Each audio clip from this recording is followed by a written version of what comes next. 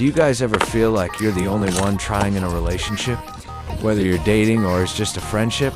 Personally, I'm talking about a friendship. I have this friend who I feel like never wants to even turn wide to get into things I like. But when they do want me to get into something, of course. Watch this anime? Whenever you're free, we can. Play this game? Let me download it real fast. And I'll do it with everything they're into. But I'll mention a music artist 2 times, and they're already sick of it and refuse to listen to them again. I don't want to stop trying, or I'll seem like a bad friend. But I'm getting so tired of getting basically nothing back from them. Any advice? Crimson out.